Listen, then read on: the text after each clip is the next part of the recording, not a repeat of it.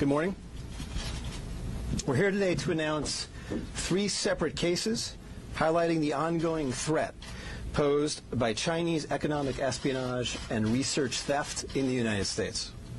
First, the arrest today of a Harvard University professor for lying about his participation in a Chinese foreign recruitment program.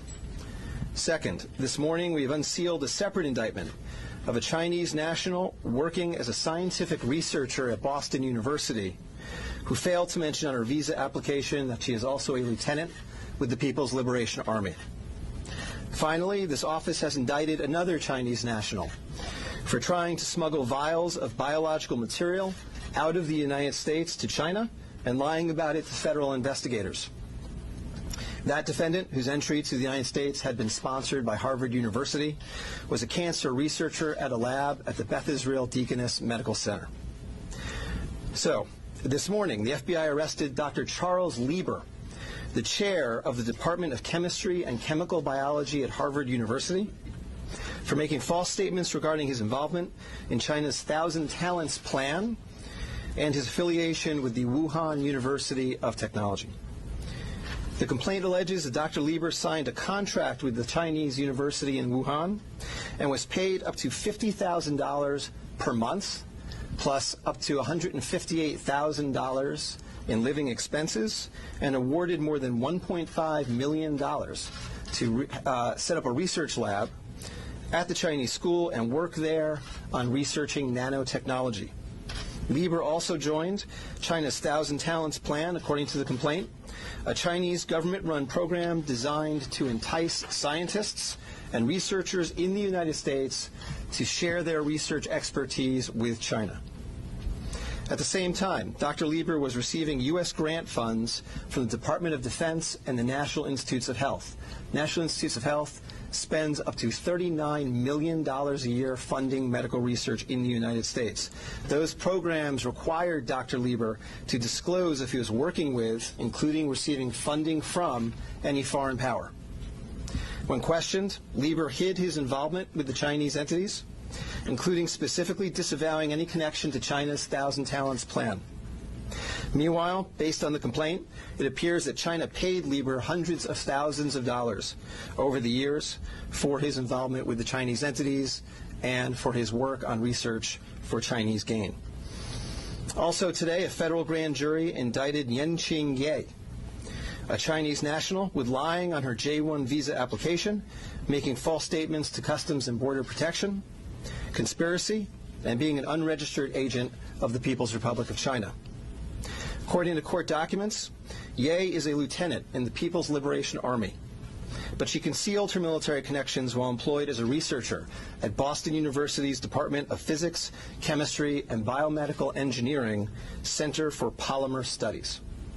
The indictment alleges that a colonel in the People's Liberation Army and other military officers from the Chinese National University of Defense Technology gave Ye numerous assignments while she was in the United States, such as conducting research, assessing U.S. military websites, and sending documents and information back to China.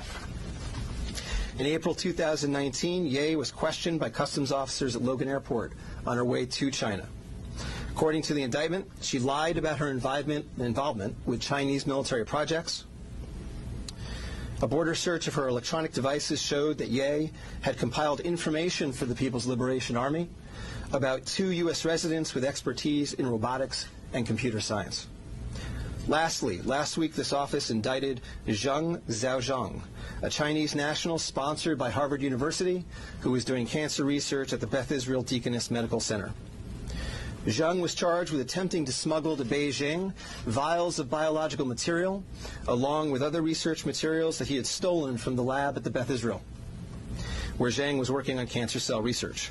Before he boarded his flight, customs officers discovered 21 vials of biological material in a sock in his baggage.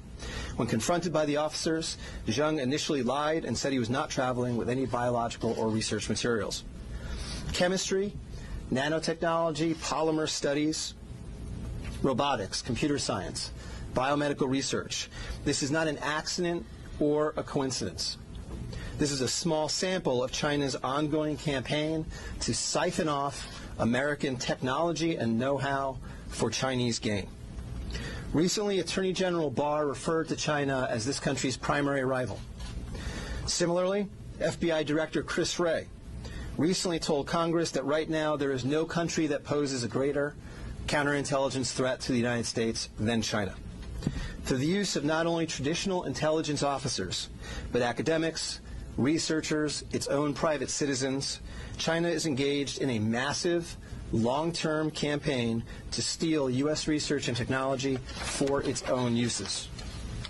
As demonstrated by these cases, on the academic side, the Chinese government uses partnerships and exchanges with U.S. schools and research institutions to access cutting-edge research and equipment.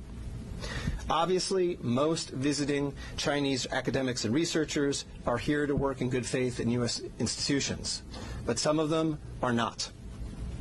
Some number have been incentivized by the Chinese government, either through the use of money or other means, to gather U.S. research and smuggle it back to China. Because of the sheer scope of this threat, a year ago, the Attorney General created the China Initiative at the U.S. Department of Justice, designed to prioritize and aggressively prosecute Chinese economic espionage and theft of intellectual property. The cases we are announcing today are part of that effort. Boston is an especially attractive target for this kind of exploitation, and universities and research institutions and tech companies in this area must become sensitized to this threat. Our community benefits greatly from the diversity and talent of international visitors and our partnerships with foreign institutions, especially research institutions. But Chinese economic espionage and theft is a real and daily occurrence that we must begin to confront. As the world struggles to contain the new virus, a new speculation from the Chinese scientists who believe it may have originated at a research facility not far from the Wuhan fish market. While they say more research needs to be done to find solid proof, such labs are known to contain disease-ridden animals, including hundreds of bats. Our Kim Hyo-sun with the details. Amid the continued spread of the COVID-19 virus, there's rising speculation the virus could have originated from a government laboratory in Wuhan rather than the widely held belief that it emerged from the city's Huanan seafood markets. Citing a report published by Chinese scientists, a Chinese-language newspaper published in Hong Kong, Mingpao, and the British daily The Mirror explained Sunday that the Wuhan Center for Disease Control, or WHCDC, could have spawned the contagion in Hubei province.